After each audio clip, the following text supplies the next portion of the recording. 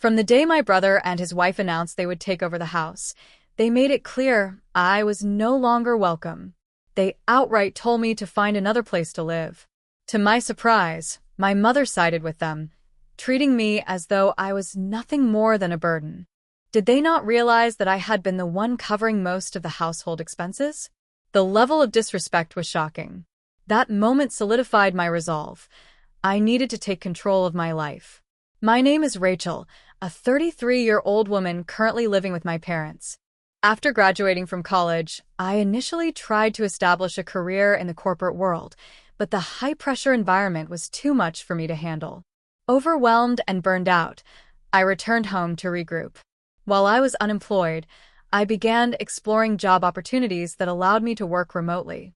With my background in science, I started taking on freelance engineering projects. Initially, the pay was modest, but the sense of independence was incredibly fulfilling. The experience of working for myself felt vastly different from being stuck in an office job. Over time, I developed my skills and built up my confidence. Before long, I was landing more projects and earning a competitive income. Within a year, I was making the same as someone working a typical 9-to-5 job. However, the real challenge wasn't the work, it was getting my parents, especially my mother, to understand and accept what I was doing. While my father was supportive and listened when I explained how I made my income, my mother remained skeptical. She believed in traditional careers, where one commutes to an office every day. The idea of making money online was foreign to her, and no amount of explanation seemed to convince her otherwise. She often asked, "How long do you plan on staying here?" Her tone made it clear she doubted the legitimacy of my work. Even when I provided concrete proof, emails from clients, payment records, and bank statements, she remained distrustful. She dismissed my efforts as if my career was some sort of scam or tied to something unethical. Despite her doubts and criticism, I kept pushing forward. It wasn't easy, but I was determined to prove that my work was both legitimate and sustainable. I had a vision for my future, and I wasn't going to let anyone's lack of understanding hold me back. No matter how many times I provided proof that my income was legitimate, showing her payment receipts, client emails, and bank statements, my mother remained unconvinced. Her doubts lingered. She would ask questions like, "What if this work doesn't last? What happens if you end up needing unemployment benefits? Those won't sustain you forever." Her constant skepticism felt like a heavy weight on my shoulders. Despite her lack of trust, I resolved to press forward. I believed in the work I was doing and knew I could succeed on my own terms. It wasn't an easy path, but I stayed focused, knowing that perseverance was my only option. I had even started thinking about living independently. Unfortunately, I hadn't saved enough money yet to make that dream a reality. During this time, my father's health began to decline. His legs and back were giving him serious trouble, and he required ongoing nursing care. This led him to retire earlier than planned, cutting off a significant portion of the household income. Although my father tried to reassure me by saying, "My pension will cover us," I couldn't ignore the reality of my mother's spending habits. I doubted they could manage financially in the long run. Seeing my father so tired and worried broke my heart. He had always been my rock, supporting me through college and during the times I returned home to cope with my mental health struggles. The thought of moving out and leaving him to manage everything on his own felt wrong. My mother, meanwhile, was overwhelmed and upset by the sudden changes in her life. She didn't know how to handle my father's deteriorating health or the challenges ahead. Seeing both of them struggle made me feel a deep sense of duty. It was my turn to step up and contribute to the family. I made up my mind and told my father, "Don't worry, Dad. I'll take care of the family from now on." He looked at me, clearly surprised, and asked, "Are you sure? Do you think your income is enough?" Confidently, I showed him my finances, explaining how my freelance work provided me with a reliable and steady income. My father, who had always believed in me, was both impressed and proud of how far I had come. Buoyed by his faith in me, I committed to taking on the financial responsibilities of the household. I promised to help with the bills, medical costs, and any other expenses that arose. To simplify things, I began transferring a set amount of money to my father's account each month. I also took steps to manage the household's finances better. Since my mother had been relying heavily on my father's credit card, I created a new card under my name and gave her a supplementary card to use instead. My father gently urged her, "Please try to be mindful of your spending." However, my mother wasn't pleased with these changes. Instead of appreciating the help, she questioned me, asking, "Shouldn't Rachel be the one moving out?" Her lack of gratitude stung, but I stayed committed to my decision, determined to support my family despite the challenges. I made it clear how much I was contributing financially to the household and how hard it would be for them to manage without my help. Still, my mother wasn't entirely convinced or willing to trust my efforts. It was only through my father's intervention that she reluctantly agreed to let me stay and continue supporting the family. As I juggled my freelance work and household responsibilities, I began noticing a shift in my mother's attitude. She started to take my contributions for granted. Her comments grew sharper, and her tone more critical. "Can't you finish your chores faster?" she'd ask with impatience. No matter how much I did or how hard I worked, it seemed impossible to please her. Despite her dismissive attitude, I remained focused on my responsibilities. I knew that even if my efforts weren't appreciated, they were essential. My commitment wasn't just for her, it was for my father and the well-being of our family. I tried to make my mother understand how difficult it was to balance my workload with the chores at home, but she dismissed my concerns outright. To her, my struggles didn't seem important. The growing tension between us became impossible to ignore, and our relationship continued to deteriorate.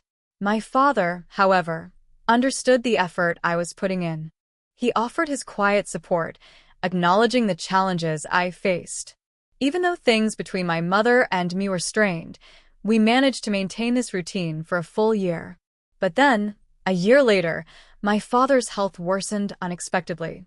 He required hospitalization, and I made it a priority to visit him every day. I stayed by his side, offering him comfort and reassurance. He would often express his gratitude, saying things like, "I know it's not easy with your mother, but thank you for everything you're doing." Those words were a source of solace for me, especially as the tension at home continued to mount. As my father battled his health challenges, my relationship with my mother grew even more strained.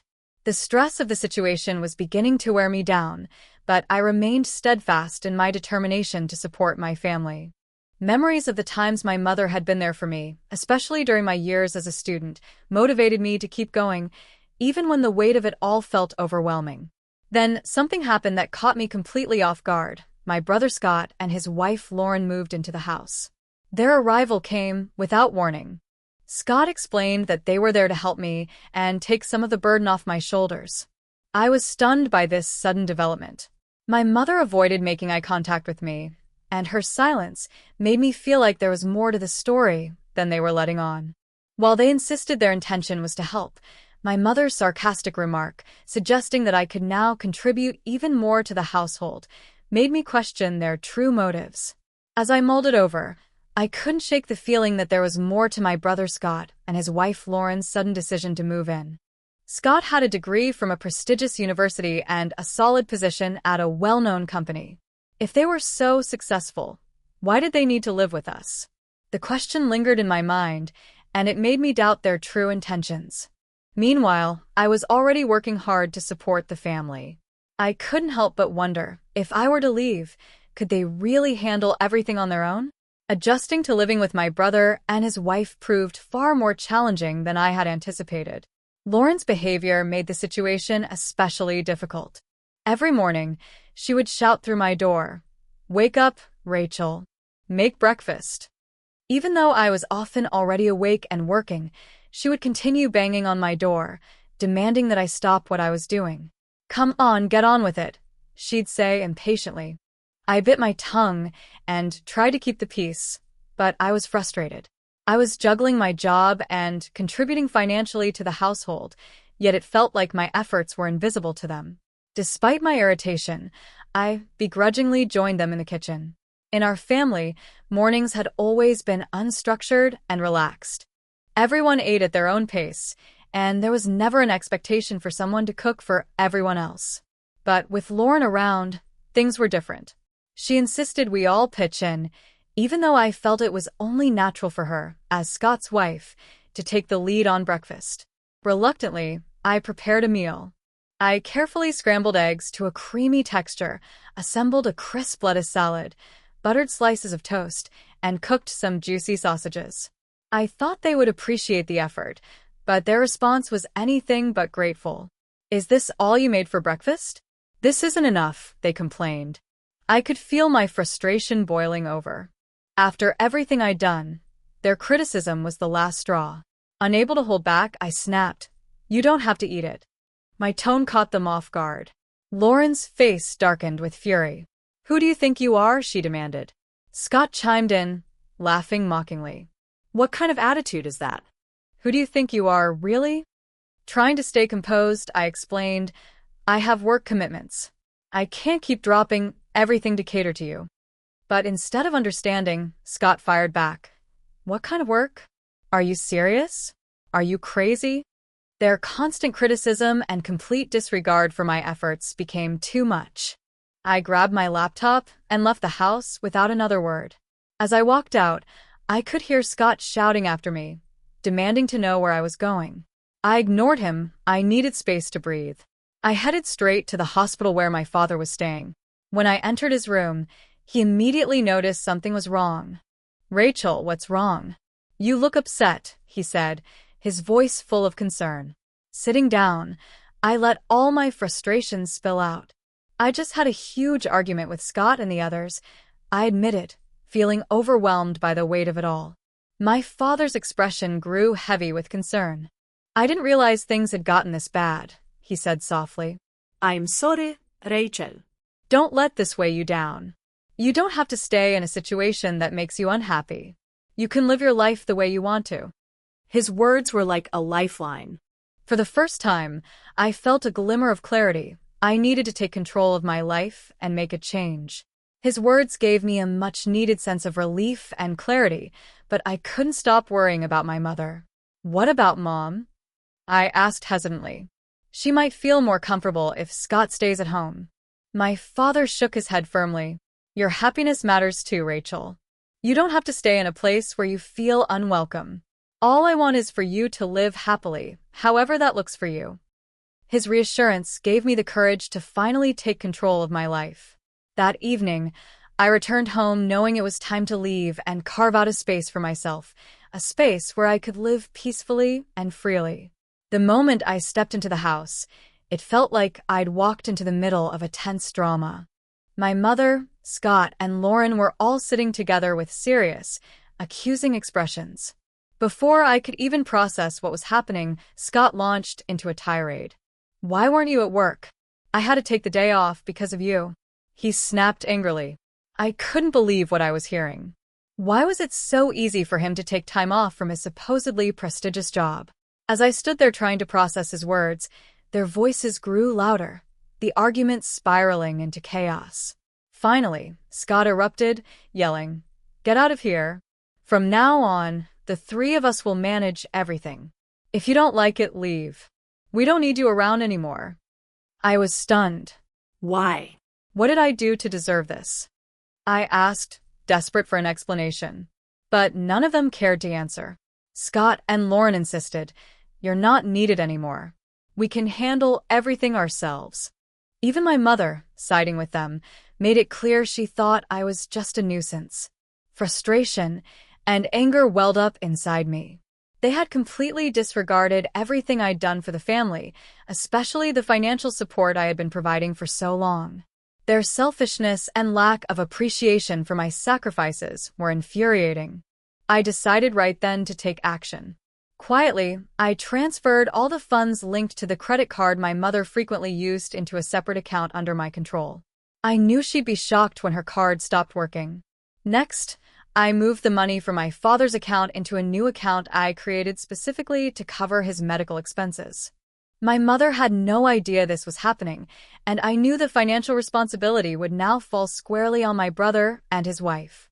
Although I wasn't entirely sure how much my brother earned, I had no doubt that this would put a strain on their finances. With everything set in motion, I packed up my belongings. Standing before them, I made my announcement. "I'm leaving," I declared firmly. Their faces momentarily showed surprise, but I could see they were secretly pleased. Scott sneered. "Finally. You're leaving. You've been nothing but trouble. You're not coming back, are you?" I met his gaze without flinching. "Of course not," I replied coldly. "And don't contact me." They smirked and mocked me as I walked out the door, but I didn't let it get to me. All I could think about was how they'd react when they realized how much they had relied on me. Once I settled into a new and quiet place, I felt a profound sense of relief. For the first time in years, I had the freedom to focus on myself and live life on my own terms. I threw myself into my work, rediscovering my passion and energy. The peace I felt was incredible. As for my brother, I heard updates through mutual friends. He had moved into a small, modest apartment and was living on a very tight budget. My mother, who had always been a homemaker, struggled to adjust to the reality of finding a job for the first time in her life. Scott, too, was struggling. At his new workplace, he found it hard to work with younger colleagues who didn't share his perspective or approach. The pressure proved too much for Lauren, and she eventually left him, leaving Scott and my mother to manage their mounting challenges on their own. Though I felt sympathy for the difficulties they faced, I knew I had made the right choice. For the first time, I was free to focus on my own life and my future, unburdened by the demands of those who had taken me for granted.